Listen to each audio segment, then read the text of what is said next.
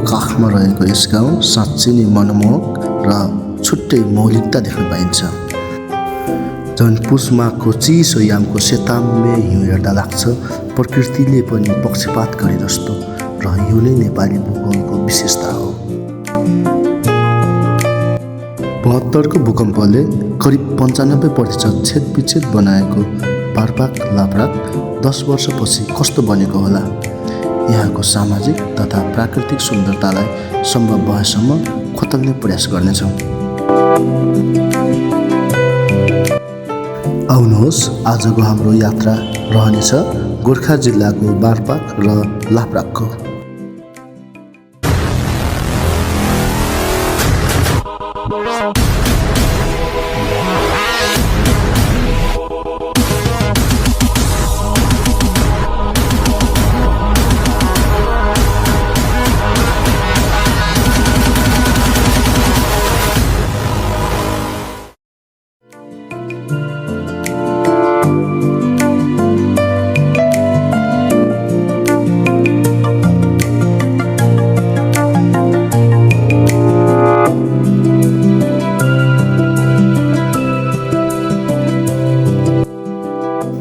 दरौदी नदीको कलकलाउँदो पानीको भावसँगै छलछल बग्ने झरना अनि हिँड्दै गर्दा तोरीबारीमा देखिने भमराहरू जस्तै उर्लिँदै रमाउँदै हामी लाग्छौँ हाम्रो गन्तव्यतिर।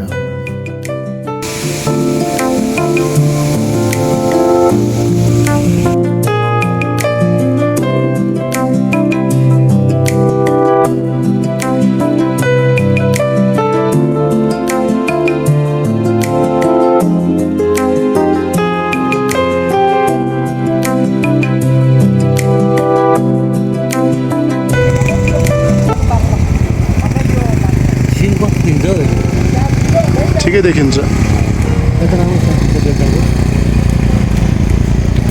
यिनीहरूसँग जाने हो र? लाप्राकमा टाइम लाग्छ हजुर, लाप्राकमा टाइम लाग्छ।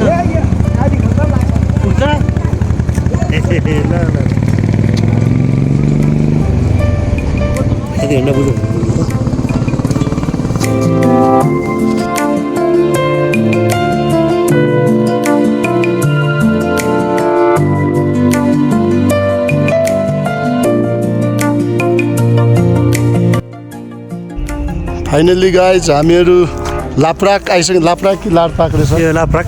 लाप्राक आइसक्यो। लाप्राक हिउँ हेर्ने चाहिँ सरको चाहिँ दोस्रो पटक होइन, हामीहरूको चाहिँ मेरो चाहिँ पहिलो पटक। अब हामीहरू ट्याक्क यो दृश्यहरू एकदम निकै रमाइलो छ। हेर्नुहोस् त यस्तो राम्रो छ दृश्य। श्रृङ्खलाहरू यो कुन हिमाल अरे सर? यो गणेश हिमाल। गणेश हिमाल, मनासलु हिमाल होला। त्यहाँ चाहिँ फिल्म सुटिङ गरिरहेछन् हिउँमा। हिम खेली पाराखीहरू देखिन सकिन्छ। एकदमै राम्रो। यहाँ चाहिँ पुरै प्रष्ट हिउँ परेको देख्न सक्नुहुन्छ। यी गुराँसको फुलहरू यो गुराँस होइन? गुराँस कोपिला लगाइरहेको गुराँस। अब गुराँस फुल्ने भयो नि त। लाप्राक गाउँ फेरि यता तलभित्र छ होइन? एकदमै एक्साइटेड यो हिउँ देखेर। ओहो ल, यो हिउँमा टुट पर्नुपर्छ।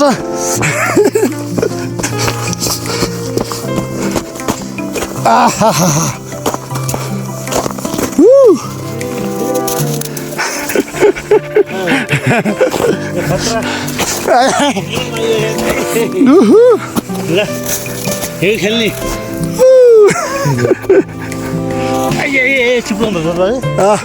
अब हामीहरू माउन्टेन क्लाइम्बिङ हिउँ हामी हिमाल चढ्दैछौँ है साथी।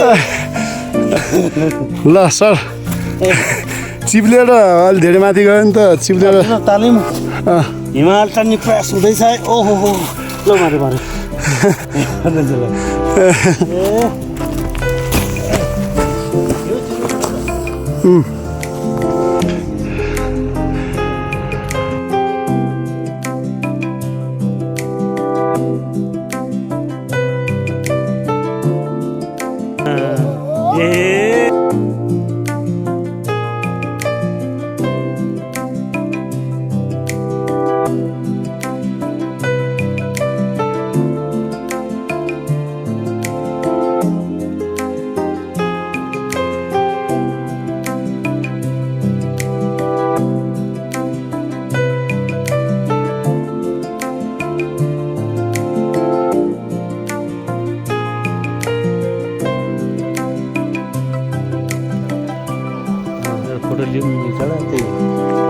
यत्रो खर्च गरेर बनायो त्यही घर पुरै बिनु भएको नि सर मान्छे बस्दैन नि घर यहाँ मान्छे बस्दैनन् किन त घर उनीहरूलाई सुइट्यो भने क्या त्यो 2 कोठा घर चाहिँ के काम भैँसी पाल्नु पऱ्यो भेडा पाल्नु पऱ्यो बाख्रा पाल्नु पऱ्यो भान्सा कोठा चाहियो सुत्ने कोठा चाहियो पाहुना कहाँ सुताउने अर्को 2टा कोठा बनाएर कहाँ बस्नेहरू त्यो मान्छेले मनै पराएन के हो बस्दैन मान्छे ए मान्छे नै बस्दैन सबै घर मान्छे छैन बस्दैन त्यही त मान्छे कोही देखिँदैन त त्यही त नि खास यो त फोटो खिच्दा मात्रै जस्तो भयो पुरै बिनु भयो कि यो त यत्रो खर्च गरेर बनायो के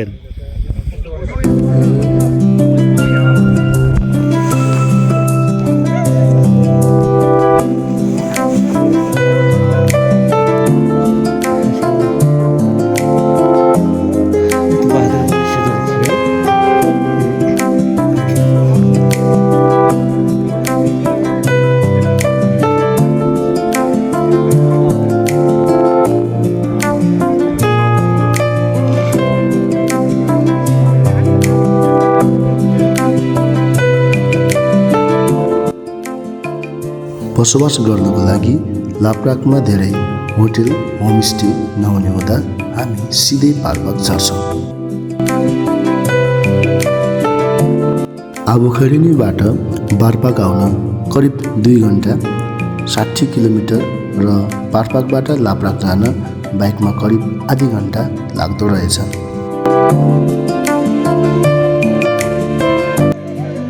नाम बारपाक गाउँ तर जनसङ्ख्याको फैलावट सहर जस्तो घलेगाउँ गान्द्रुक सिक्लेस जस्तै गुरुङ मगरहरूको ठुलो गाउँ बारपाक गाउँ।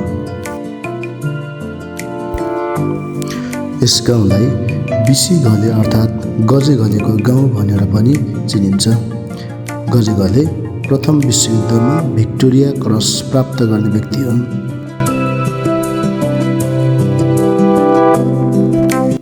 यस ठाउँमा मुख्य बसोबास गर्ने जात जाति गुरुङ मगर बिक आदि गरी विशेषतः 4 जातिको मुख्य रूपमा बसोबास रहेको पाइन्छ।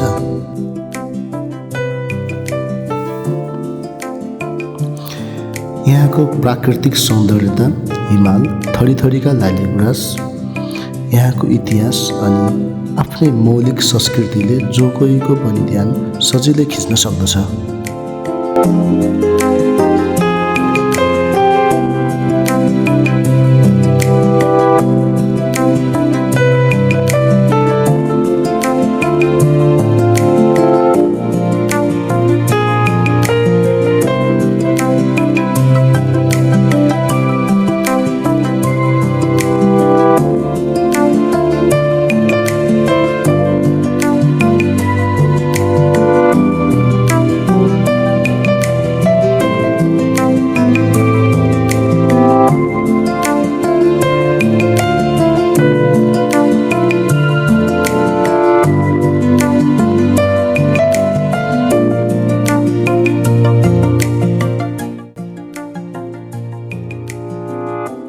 तपाईँको यहाँ बारपाकमा धेरै जस्तो चाहिँ कुन धर्म मान्छन् यही हिन्दू हो कि बुद्धिस्टहरू छ? बुद्धिस्ट पनि छ हिन्दू पनि छ दुइटै छ होइन क्रिस्चियनहरू कति छ? क्रिस्चियन पनि छ 2टा होइन अब क्रिस्चियन पनि छ अहिले के अरे यो के भन्छ अरे अर्को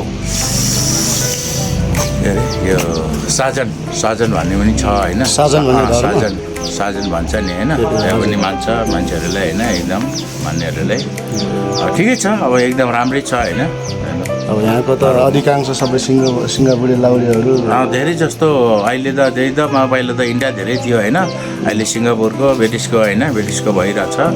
यहाँ पार्टी पौवार बनाएको देखेँ त्यहाँ सबै चाहिँ अब लाउरीहरूले नै उ गरे जस्तो लाउरीहरू नै छ धेरै प्रायः जस्तो यहाँ चाहिँ गुरुङहरूको होइन धेरै बढी तर युनिटी हुनु सबैमा एकता रहेछ अब त्यो मिलेर बस्नु राम्रो हो नि त होइन एकदम त्यही छ एकदम। बाहुन छेत्रीहरू कम हुनुहुन्छ क्या होइन? यहाँ त नामै छैन फेरि बाहुन छेत्री भन्ने जम्मै घले अनि गुरुङ घले अनि कामी दमाई 4 जात हो यहाँ चाहिँ बारपाकमा चाहिँ होइन। हजुर बारपाकमा चाहिँ जात हो सबै मिलिजुली भएर एकदम राम्रो भएर बसिरहेछ एकदम मर्दा पर्दा सबै होइन सबै त मोमो त भन्दैन होइन त्यस्तो छ एकदम राम्रै छ यहाँ धेरै जस्तो त विदेशै बस्नु भएको छ होला होइन धेरै जस्तो विदेशै छ विदेशमै छ यहाँ नै छ होइन सबै कोही काठमाडौँ कोही पोखरा कोही नारगढ होइन त्यस्तै छ होइन एकदम आइयो खुसी लाग्यो एकचोटि आयो भने हामी पस्छौँ हजुरहरू पनि आउँदाखेरि यसो भेटौँला हाम्रो साउजीको नम्बर पनि होइन अनि म तपाईँलाई डिस्क्रिप्सनमा हालिदिन्छु ल अर्कोचोटि फेरि म साथीहरू लिएर आउँछु एकदम फेरि पनि नमस्कार छ होइन सबैले होइन सबैले एकदम 10 वर्ष अघि भूकम्पले तहस नहस बनाएको बारपात अघि जस्तो थियो त्यस्तै स्वरूपमा फर्किसकेको रहेछ।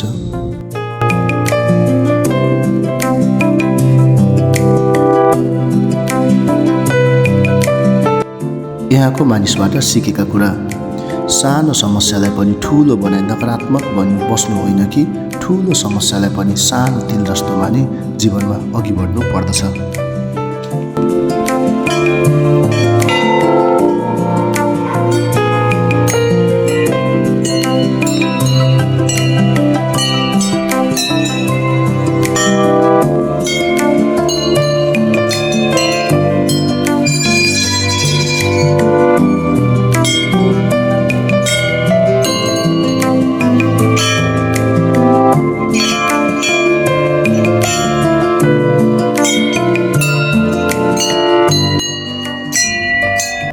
हजुरहरूलाई यो भिडियो कस्तो लाग्छ? जस्तो लाग्छ त्यस्तै कमेन्ट सेक्सनमा प्रतिक्रिया दिनुहोला।